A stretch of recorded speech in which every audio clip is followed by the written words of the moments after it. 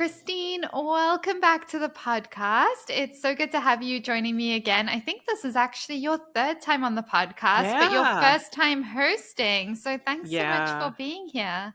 Oh, I'm excited to be here. It's always good to be with you. I'm so excited. I'm really looking forward to it. I'm a little nervous, Too. but I'm excited. And so you're going to be hosting our hot seat episode today, which I will be am. fun. I know you have your own podcast, the Slow Made podcast, and I think you're going to frame it a little bit like you do on those Yeah. episodes. Yeah. So I'm excited. I'm going to hand it over to you and you can kick us right off and we can get started. Yeah. I thought it would be fun to just kind of, interview you as I would if you were on my podcast, besides the introductions, because everyone already knows who you are. Yes, I love it. And actually, for anyone who hasn't listened to your episodes, do you want to give a quick little intro as to who you are and what you do? Yeah, I am a gold and silversmith and have been hand fabricating my jewelry for over 20 years now, which is really hard to believe. And within my work, I use recycled gold and sterling silver and what I like to think of as perfectly imperfect gemstones rather than what gemologists see as flawed. And my hope is that the women who are drawn to and purchase my work are reminded that perfection is overrated and that you don't have to be perfect to make a big and beautiful impact. And then, Mm. as you said, I'm in my third year of hosting the Slow Made podcast. And that is where I have nourishing conversations with other independent jewelry artists who have chosen quality and craft over quantity and mass production. Oh, I So love that's me in that. a nutshell. So beautiful. And we'll link your Instagram and podcast so listeners can go check it out. And also the other episodes where you've come on and shared your journey and lessons and all of that. We'll link those for you guys in the show notes so you can go take a listen. But Christine, kick us off with your first question. Yeah. So I think that every entrepreneur has a thread of creativity running through their business. What part of your own work feels most inspiring or exciting to you right now? Mm.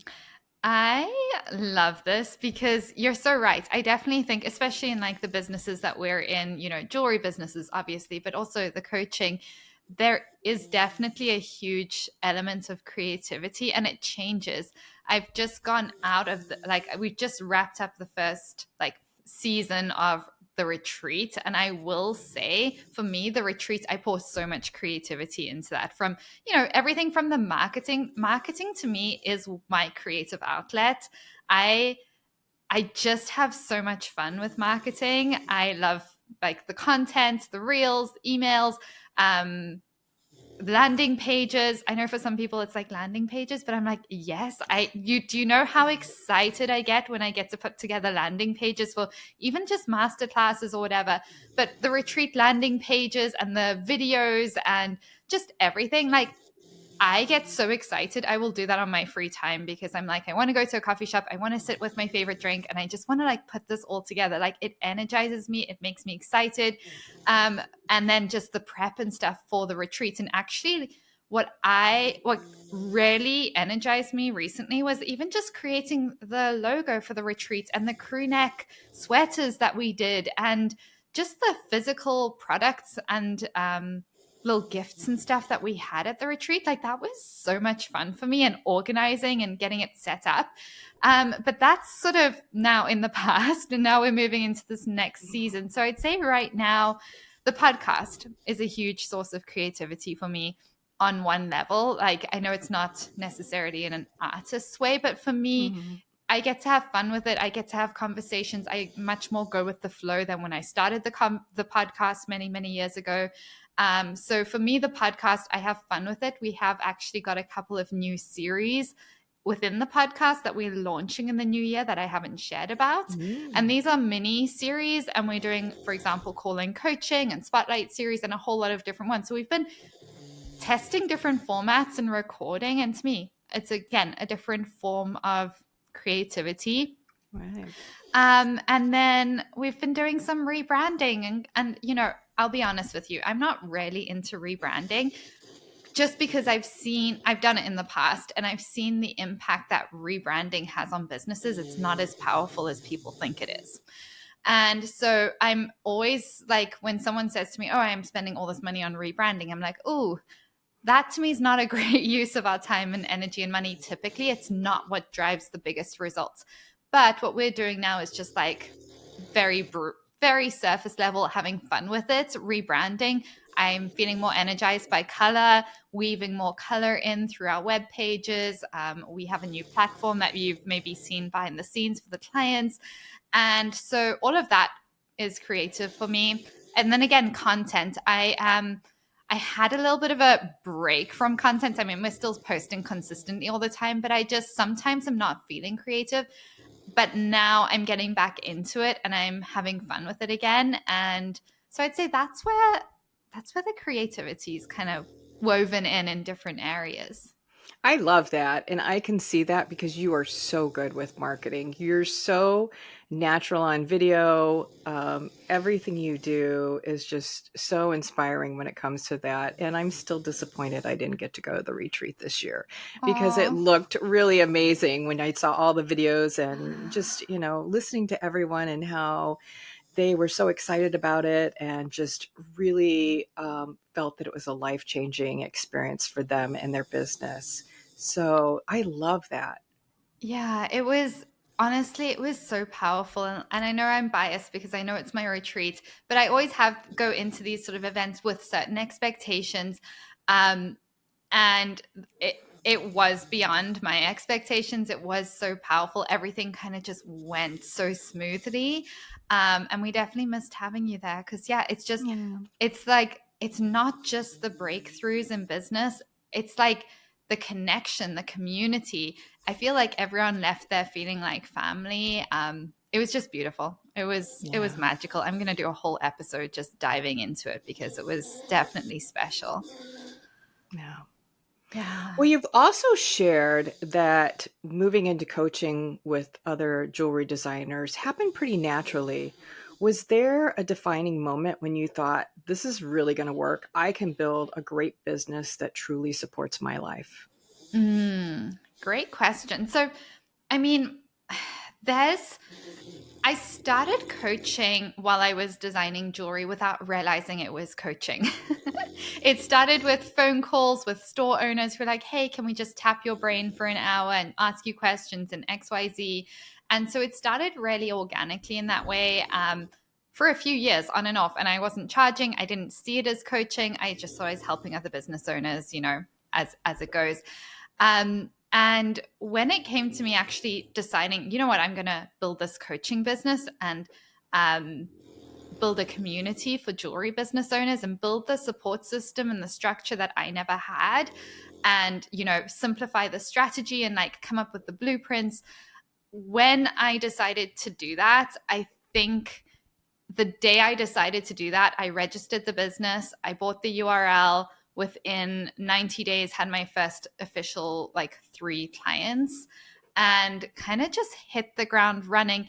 And I don't know if you've listened to the episode where I share my whole story, but that was actually a pivotal moment in my life because that was when I was just really struggling, mental health wise. So I wasn't in the best headspace and I was wanting to shift and I was wanting more connection and wanting to kind of just go in a different direction. And so when I made the decision to do that, I didn't think to myself, oh, I'm going to test the waters and see if this works. It was a very much, I'm going to do this and it's going to work because this is what I feel like I'm put on this earth to do. So, Yeah. like, no part of me was like, let's test the waters. No part of me was like, oh, I wonder if it's going to work. It was very much like, I'm going to show up until this works, whether it's 1 year, 10 years, like, I don't really care. And so we kind of just dived in.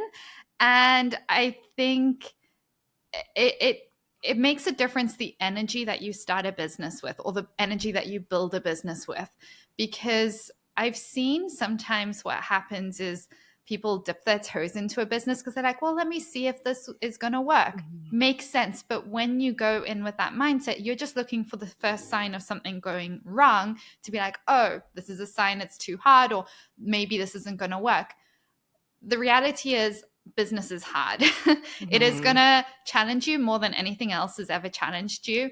It is going to take you to like, it's going to force you to face things within yourself, like blocks of showing up, blocks of being seen, like all these walls that we've put up.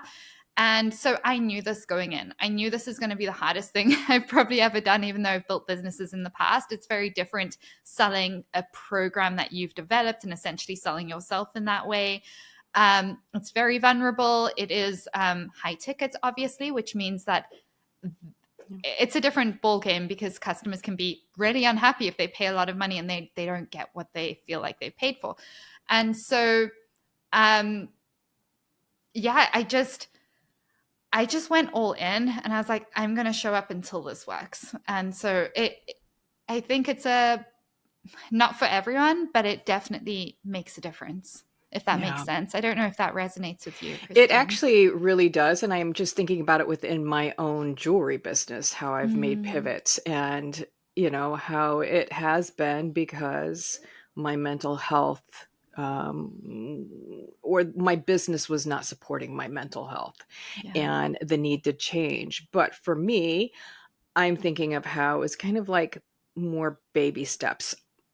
Mentally, I was there, but trying to figure out how are we going to pivot now?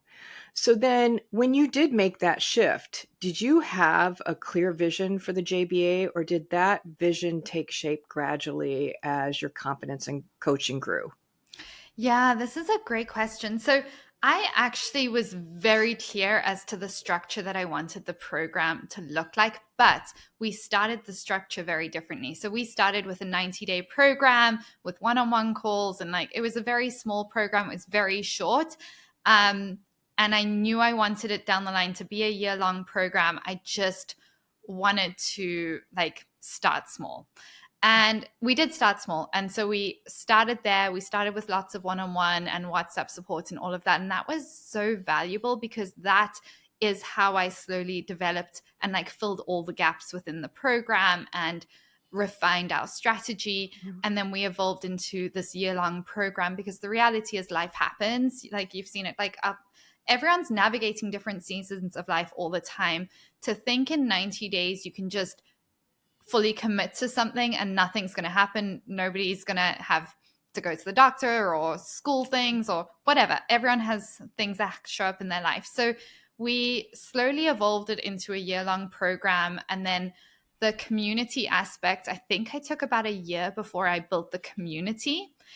And that was quite a scary thing for me to do because building a community, I mean, you've built a community as well. Mhm. You know that it's a very vulnerable thing to be like, okay, I want to put all of our clients into this community and this is your space to come and show up and ask questions and be vulnerable. And it only really is impactful if people feel comfortable enough to show up. Like Right. it's a tough thing to do to create a space online where people who've never met each other feel comfortable opening up, sharing what's actually going on behind the scenes of their business, what they're navigating, asking for help, asking for support, helping one another. And so that element of it, I think I pushed off starting for a couple of months. I should have started it earlier. But that was probably the only part where I was like a little bit nervous, like, how's this going to go down? And I think it took about 3 or 4 months to like really build Yeah. that community aspect. And it just takes time. It takes consistency. It takes me showing up in that group. And now we have this incredible community. So I'm so grateful we did that. But I think that aspect I took about a year to integrate in. And if I could do this again, I'd probably integrate it way earlier. Yeah, and jewelry designers, jewelry artists, it's a solitary um, endeavor most of the time, until you Yeah. get to a point if you just choose to hire a team. And so I think that is something that, we're hungry for that community. That's what I Yeah. always say, anyways. And so, people do enjoy making those connections. Oh, 100%. I look back on my journey when I was a designer and I was so lonely. Like Mm. so lonely, and I just crave connection. I remember I'd go to markets and pop-ups and events and I'd meet other business owners and other designers and I'd be so excited to like make these friendships, and they stayed at like a very surface level because there's that fear between, I don't know if this is everywhere, but there was this like, you're kind of my competition thing that was would sometimes come up and stuff. And so it was really tough. And you can talk to other business owners or Mm. friends and stuff, and it's just not the same. Like selling Right. jewelry versus having any other company, it's a very different product. It's a very different thing that you're navigating because you're pouring more of your heart and soul into that product. And so yeah, it's hard. And so having that community, I think you're right. When jewelers come Mm. together and they suddenly realize like, oh, you guys get me, like the things I've been navigating, I'm not alone. It makes it easier to show up and to share and to connect. Yeah. And I think that things have changed quite a bit because when I started, there was a lot of that, gatekeeping and people didn't share that much. Yeah. Where now I feel like we all see there's, a place for all of us and there's customers for each one of us. So I think now the gatekeeping as, kind of disintegrated, which is great. Oh yeah, there's been a huge shift, and I think what I will say is I've never seen a jewelry business struggle with sales or go under because of competition. It's always because of things that Mhm. they're not doing or things Yes. that they have blocks around or things like it's literally not because another jewelry business is thriving. It's literally because you're not marketing, you're not visible, you're holding back, like, or you're Mhm. underpricing. Like and I think more business owners are realizing that, and they're recognizing the power of even collaborating with other jewelers and other brands, and like, oh, we're all in this together. We're all building brands. We all have our unique secret sauce, essentially, that differentiates us. Yeah. Even if someone literally copies your designs, like you're the secret sauce of your business. Lean into that. And so, yeah, I think there's been a huge shift, which I love because um, I think it makes building a business, a jewelry business in particular, so much more fun, so much more connective, and you just feel less alone on the journey. Wow. So my next question is kind of a two-parter. You've Mm, shared before how slow living shows up for you outside of work. yeah. And we've discussed that at length within my business. But with everything you juggle, coaching your JBA clients, leading your team, producing 2 podcast episodes a week, how does that value of slowness carry into your work itself today? And Mm. do you ever feel tension between the fast pace of online business and your own desire to move slowly and with connection? Yeah. Okay. I really love this question because I think what I've realized is that I go through seasons of life and business that are slow seasons, and then I go through sprints. And I don't know if it's my Mm. ADHD side where I get inspired and I'm like excited, and there's literally, it would be very hard for me to slow down, but I get just excited, inspired, and I'm like, I want to get this done right now. I've just been in a sprint right now, and I get excited. I do work a lot in these sprint seasons, but I am very aware of my energy. I'm very aware of like making sure I'm looking after myself. So when it comes to slow living, I think a really good example would be the retreat that recently happened. So leading up to that, that's an insane amount of work and prep that happens. Mhm. But I pretty much most mornings am not waking up with an alarm. I'm waking up when I wake up, whatever that time is. I'm getting up slowly. I'm having a nice breakfast. I often go for a walk along the lake in the morning, listen to music or a podcast, or just leave my phone at home and just go sit on the beach or whatever that looks like. It's different every single day. Then I'll go work at a Mhm. coffee shop, get those key tasks done. And then I either have coaching calls or client support or podcasts or whatever that is. But I am monitoring my energy every single day and making sure, like, okay, this makes sense. So for example, before the retreat, the day before the retreat, our team's flying in. So we have to have team meetings and prep and stuff. But I also want to be weaving in that slow living element. So we pick them up, we go to a flower farm, and we just spend half an hour to 45 minutes picking flowers for the event. I mean, we're getting things done, but it's in such a like enjoyable, not rushed way. And then we go have 2 hours of chill time, and then we reconnect for lunch at a winery where we're having another meeting, but it's Sounds gentle and good. it's relaxed. And then I'm like, guys, now we're off to the beach. We're not talking business for the next hour and a half. Just chill, get your energy back, enjoy the sun, swim, whatever it is.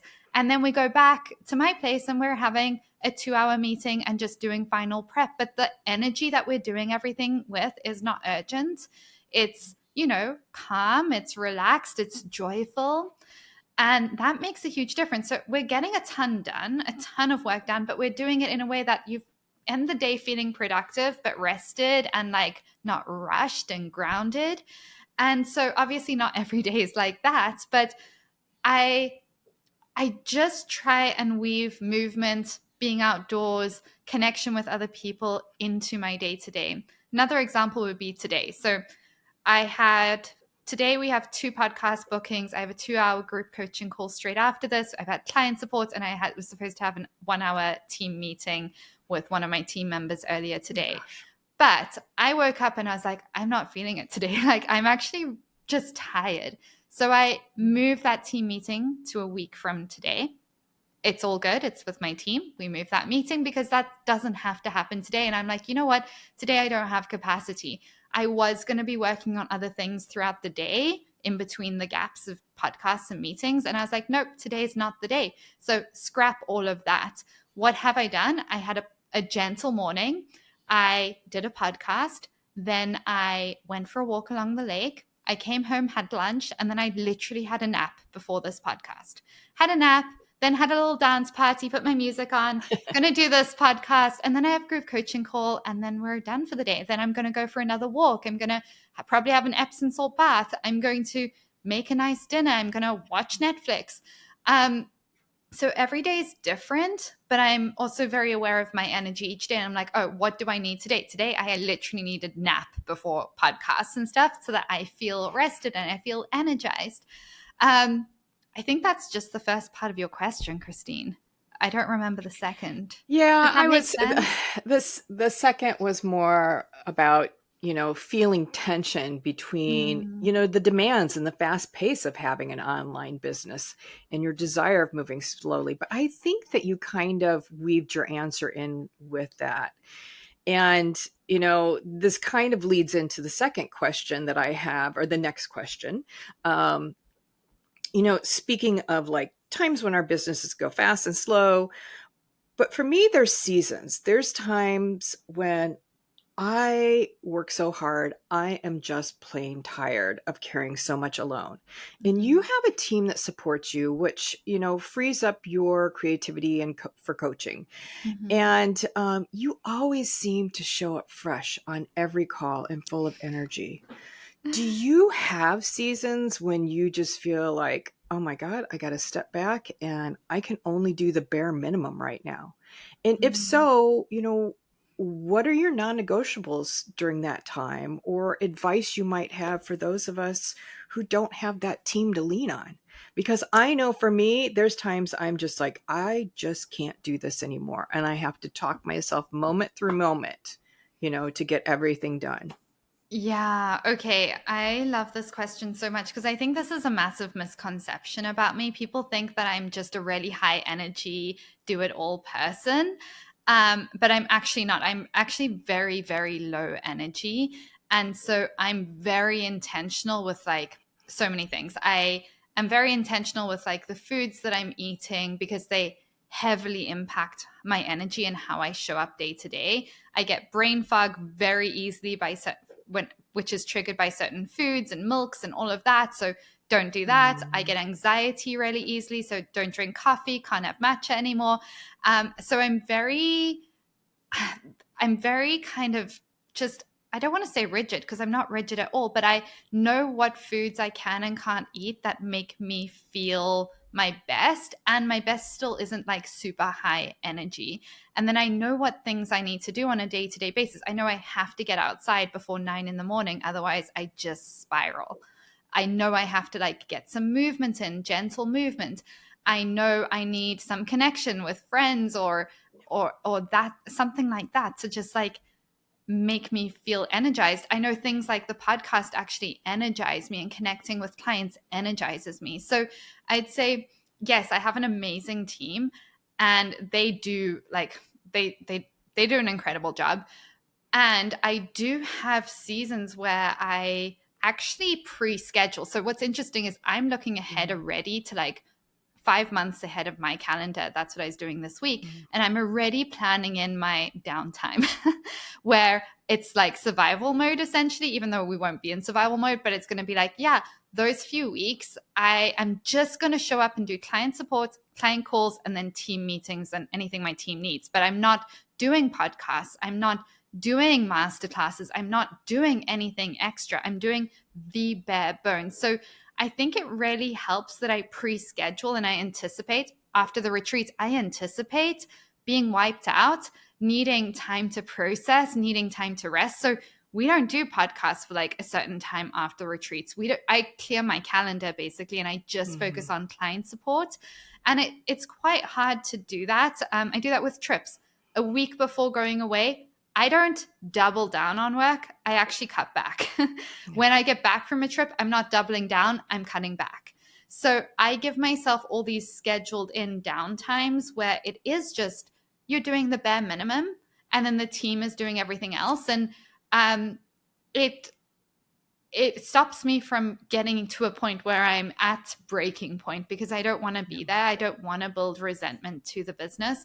And I think the other thing is that my business gives me such a deep sense of purpose, like such a deep sense of purpose. And I almost don't think I would be here if it wasn't for my business and the connection I have with clients. And, I've also hired so many team members. I have multiple family members on the team as well. We have people full time whose living comes from us paying them. And so I see me showing up for my business, for coaching calls and that, not just as a responsibility to all the clients who need me to show up in that way, but also to our team members who are relying on me because this is how they support their families and that they support their lives. And I think just shifting that focus, it's not about me, it's about like my clients and everything. It just puts things in perspective, and it's just not a negotiable thing for me. I remember years ago, I was in a little bit, it wasn't a full program, but they had coaching calls and stuff. And I remember I'd show up to these calls, and this woman would sometimes just be making tea in her kitchen, or she'd just be walking around the streets on the phone, like not invested, not interested. And it did not feel good as a client. Did not feel good. And I just would never, it's just not a negotiable thing for me. So if I ever, again, I sometimes am low energy. This is me low energy. This is me having a nap between things and being like, I hope I can keep going. But I just cut down. I've got good at saying no to things. I say no to social things where I'm like, you know what? I'm at capacity. I'm not socializing for the next week or so. I'll meet a friend for coffee or something, or I'll go for a walk, but I'm not like going and doing anything big or crazy. And so that makes a difference. So I'd say for someone like you or anyone listening who doesn't have that team yet, it's normal to go through seasons where you just are lower energy. I think the thing that's not normal is us thinking we are supposed to have the same energy the whole time. And then we guilt ourselves when we don't, because we're like, oh my gosh, I should be doing XYZ. It's like, no, you're not a robot. You're a human being. And women especially, we have different hormones and different energy levels. We're not like men. Men can just be consistent like that all the time. Women definitely can't, and you shouldn't try and be. And so it's working with the rhythm of your body and your energy, and recognizing like, oh, you know what? I'm feeling lower energy. I'm feeling lower vibe right now. So here's what we're going to do. We're going to focus on just getting those key revenue driving tasks done each day, which is probably going to be email marketing, posting to Instagram, fulfilling orders. And let's find a way to make that fun. So let me go to my favorite coffee shop every morning for 45 minutes and get those revenue driving tasks done. Let me go for a little walk between then and then go home and make and fulfill orders. And then let me focus on getting my energy back. Maybe some days I just need a nap. Maybe I just need more sleep. Maybe I need more connection with friends and I need to like go plan a coffee date. Maybe I need to move my body and like get a personal trainer or go to the gym or go to Pilates or go to yoga or go for a hike or just go lie on the beach. And then I would be focusing and seeing that time as productive, because we see that as like, oh, I feel guilty, I'm not working my business. I see that as productive time that you're spending getting your energy back, because your energy is the most important part of your business. Yeah. I can say that you telling me or giving me permission to take a break from the podcast for 6 weeks was one of the best gifts that I gave myself, because it was just feeling like too much. And then it's, as a solo entrepreneur, everything's on me and it all feels so important. And so just, yeah, having that reminder that, okay, you do have to stay to the top 2 or 3 things that are going to bring the revenue in your business and also nourish you. And I love that. That really helped me out a great deal. I'm so happy to hear that, Christine. And it's so interesting because this is where we have to be flexible, because the podcast is considered a revenue driving task. But there's other revenue driving tasks that take priority in different seasons that require less energy, that are impactful. And I think if we can always remember that we're building this business and it's a marathon, it's not a sprint, it's a marathon. We're in it for the long run. 6 weeks, 6 months of not doing XYZ is not going to impact your business in the way that you think it will. But as long as we're not cutting everything, because then it feels really hard to start. I can tell you that, I know you shared earlier, we're doing 2 podcast episodes a week. This week we actually didn't. And I noticed that. most likely for the next 2 weeks. And the reason is, we actually have podcasts scheduled about 5 months in advance right now. But our Monday mini episodes, those are done on a shorter timeline because we're just testing them.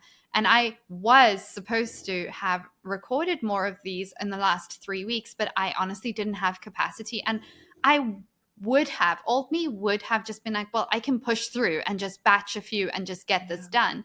And I was like, no, this is not the game changer for the business.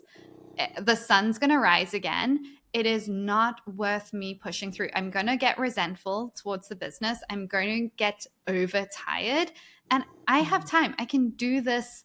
It's not the end of the world if we only release 1 episode a week. And I didn't even want to pull other episodes into that Monday. I'm like, no, it really doesn't matter. It's really not the end of the world. And so I think sometimes just putting that in perspective helps as well. Yeah. Yeah. So most makers and creative business owners rely on social media to share their work.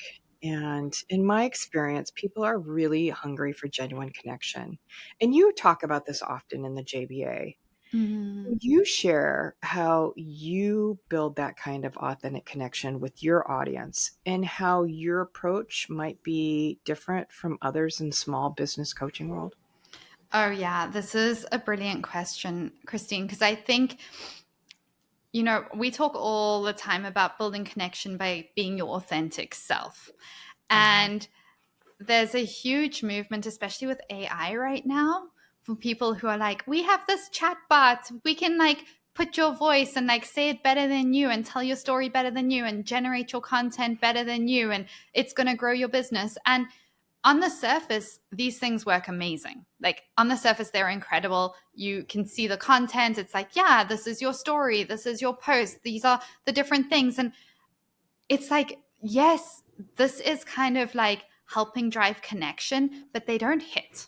That content just doesn't hit. And so what my focus has always been, and I think I'm just doubling down now with seeing where AI is leading businesses. I mean, and saying that we use AI all the time, but not for certain things. if you want to drive connection through social media, we need you showing up as your authentic self, but not your authentic self who wants to hide. We need business owners to show up as their authentic self who has conviction in what they're doing, who is consistent in showing up, who is intentional with what they're sharing. So just showing up every day and being like, this is me being my authentic self. I don't care about social media. I'm not going to post and I'm unpacking the dishwasher. Cool. That is authentic, but it's not going to drive sales. So it's learning to build confidence using your voice, taking up space, and then being intentional and having conviction that, oh my gosh, this jewelry that I'm putting out into the world is impactful. This beauty, this art has an impact on people. This is adding joy to my life. It's adding joy to their lives. I'm excited about it. Here's the story behind this piece. I was just at the grocery store and someone stopped me and they asked about this necklace. And this is the third time this week so this has happened. It's so funny because he has the story and then you go into the story. Do you see how there's that difference? And so I think sometimes people get confused because they're like, oh, like when you say show up authentically, like this is authentic to me. And what we actually want is authentic to your 10.0 self. Yourself who doesn't have these blocks and walls that feels like they're going to be too much if they show up, who feels like it's cringy when they show up, who feels like people are judging them, because that actually isn't our authentic self necessarily. That's our self who's trying to be safe. Does that make sense, Christine? Absolutely. Yeah. And, I've certainly been around the block when it comes to different coaching programs. And one of the things that I really love about you and was very drawn to was the fact that you certainly were knowledgeable. I had no question about that. But you also seemed like somebody I could sit down and have a conversation with, and that would really have my back, not just that I was another person in your program. And I think that's a gift that you give your audience as well and makes you different from, other coaches. So yeah, I love that. And yeah, it's a work in progress for me all the time because my high energy is actually a little lower. Yeah. Yeah. Well, thank you for sharing that, Christine. That really means so much to me to hear that coming from you. And yeah, I think the low energy thing, energy is a huge, huge challenge for women. I'm learning this more and more as I get older.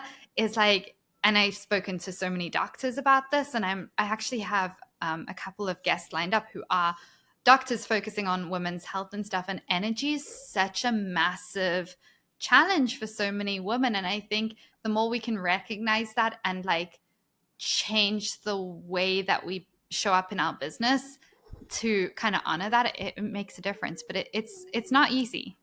Yeah. Well, I have one more bigger question than a few short, fun ones, if you have time for that. I am ready. I'm excited. Okay. So I often talk about my true north as the compass that guides my art, the podcast, and my business choices.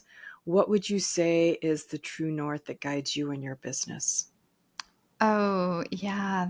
This is such a good question. I think if this ties a little bit into what I've shared before, but I think the true north is just the impact and the sense of purpose that I get from doing the work that I do, through the Jewelry Business Academy, just the impact that I've seen from clients who come in. We have clients at very different stages who come in and everyone has a different transformation. But I've seen clients who come in I've had clients who came in who wouldn't even be in their own wedding photos. That's how scared of being in front of the camera they come in, and within a couple of months they're showing up. They're showing up without makeup on social media. They're connecting to people. They're feeling more alive again. They're feeling worthy of taking up space. They're growing businesses. They're connecting with other businesses. They're connecting with communities. I've seen women come in who didn't believe that they could even build a business, who now have profitable businesses with teams whose husbands are leaving their jobs to join them full time. We've had single women going through breakups um, get the support they need to actually like double down on their business instead of being like, I'm out, I'm going to get a safe job, and actually build a business that supports the life that they're wanting. And then we also have people who are in full-time corporate jobs who just want that sense of purpose, or they're working towards going full-time, and just the impact that not only like the actual program and coaching, but also the community and the friendships and the connections that I didn't anticipate. That's one thing I never anticipated, was like the deep friendships that were going to happen within the community that are life changing. As an adult, I found it's really hard to make friendships, like especially deep friendships. And I've just seen such deep friendships develop over time within the academy with people around the world, and they will go on trips to see each other. They hop on calls, they're connecting all the time. And I think in a world where we're struggling so much with connection, I think like that impact is so powerful, because I know that would have been life changing for me if I had had that a couple of years ago. So I think just the impact, and even with the retreats, again, the impact, the fun, the joy. I had one of my clients who came to the retreat just email me recently, and she just shared like, it was the first time she let her hair down and had fun the whole year, because she's just been navigating hard seasons of life. And so it's not just about helping people make money, helping them build businesses. It's like the sense of purpose and connection they have, and the sense of feeling alive again. So I think, Yeah. I think And that's being a fair to part of say. that, I Yeah. think that's amazing. Yeah. So let's jump into a couple quick questions. Okay, let's do this. Do you have any creative rituals or superstitions that get you in the zone? Ooh, creative rituals. You know what? I just when when I know I need to be high energy, like before this podcast, I just blast music, whatever is currently vibing. And I don't know if you're a Swiftie, probably not, but like right now it's Taylor Swift, and I just have fun with it. So I wouldn't say I have any rituals. I mean, I do go through different seasons. Right now, my ritual for working on content is to make 2 protein hot chocolate drinks, cuddle up on the couch in a blanket, put music on, and I have fun getting my content out. I like that So, one. oh yeah, it's a vibe. I get so excited for it every morning. Well, you seem like such a natural coach, and it clearly fits you so well. But if you weren't able to be a coach and you could do something else, is there another dream career that you would love to try on? Ooh, you know what? I've thought about this so much. There is nothing else I want to do but coaching. Like nothing else. I think the only other thing would be to be full-time hosting retreats like the Jewelry Business Retreat, and like facilitating and coaching in Okay. that way, because the online coaching I love. In person, 100 times better. Like it's so powerful. So that would be the only thing that I could see myself that would be a dream, just constantly hosting retreats. But obviously energy wise, I don't know how that Yeah. would roll, but that would be Yeah. beautiful to have more just of that in person. Yeah. Well, like me, you've often said you love summer, and I imagine winters in Canada are long and dark. They're no bueno. So, with, so many of your clients being spread all over, Canada and the US, I know that time zone does play a big role in your coaching calls. But if that weren't a factor and you could live anywhere in the world, where would it be? Probably Hawaii. Like Woo! I'm obsessed. Yeah, it's on my wish list. I'm like planning it, either going there next year or the following year. We already have like a trip planned for this winter. But yeah, it's on my wish list. My only fear is that I won't want to leave. I'm like, Yep. yeah. Don't go. I have my ticket booked to go back for a couple weeks in January, so I'm Oh my excited to go back home. gosh. Oh my Yes. gosh. I love it. Yeah, that's So home for you. yeah, Yeah, yeah, so it lucky. really is. So my last question is, if you could wave a magic wand and get every jewelry business owner to start doing one thing that would set them up for success, what would that be? It would definitely be getting them confident using their voice and taking up space. And, it's so interesting because I think people probably think, oh, there's this like secret hack or this secret strategy or this algorithm tweak or whatever. And it's like, there's all these fun hacks and stuff you can do that will help your business in different ways, Mm. but they're not the thing that is going to have the biggest impact on your business. From what I've seen, all the business owners I've worked with, the ones that do the best are the ones that get confident and comfortable and feel worthy to use their voice, to practice using their voice when they're still not Yeah. confident doing that, and to do it enough times that they end up actually start taking up space and having opinions and sharing stories and being visible and doing collaborations. Like those are the brands that do really well, the ones that are the most well known. And so I think for me, it would just be, I wish, every business owner, every jewelry business owner could just feel worthy of using their voice, of taking up space, because that to me is where I see the biggest impact. Well, fantastic. Thank you so much, Robin. This has been so fun. This has been so much fun, Christine. Thank you so much for joining me. Thank you so much for hosting. I know we're going to have listeners who are going to want to also follow along and check out what you're doing and listen to your podcast. So, where can our listeners find you and how can they support you? Yeah, so you can always find me on Instagram at Christine Midgen. My website is christinemidgen.com. That's where you can see my jewelry. The podcast is Slow Made, and you can listen to that virtually anywhere that you listen to your podcasts. Oh, amazing. Thank you so much, Thank you. Christine. We will link those in the show notes so anyone listening can go ahead and connect with Christine right away. But yeah, this has been so wonderful, Christine. Thank you again so much for joining me. Thank you.